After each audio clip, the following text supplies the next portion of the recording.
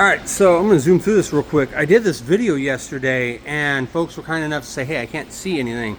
So we're gonna try this again. This is the 49 Chevy. Let me get back here and you kind of see 2 minutes or less. We're gonna go. So all this floor we had to build, the chassis has been notched. I'll show you that in a couple seconds. Tubs, all the sheet metal done. But see, what we had to do is we had to get it up in the air.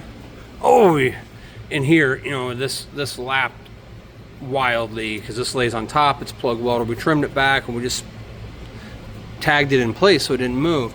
There's some areas that went into out. We just cap everything off. There was some rotted areas we cut out and redid there. You know, your drops, all your structure.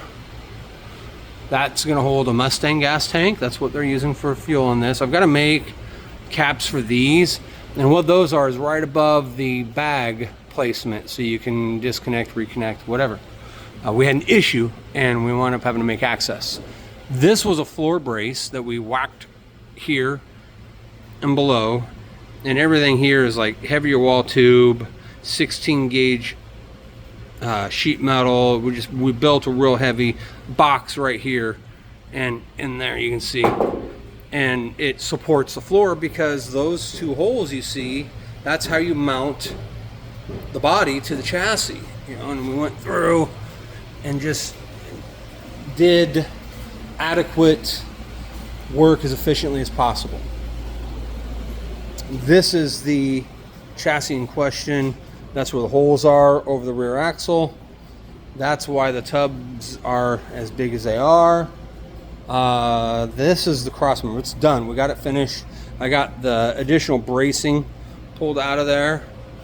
I left those outriggers because the front of the body lands up there, there, and here. So it needed to be there. And this is the cross member in question. I used the plate from that kit, and then got all my parts in. Just kind of made it reach around and grab the plate in the center. It goes underneath this plate, so it's welded here and underneath. Yeah. So that's kind of how it's gonna sit. There should be enough room on the outside here to bring the exhaust out and around.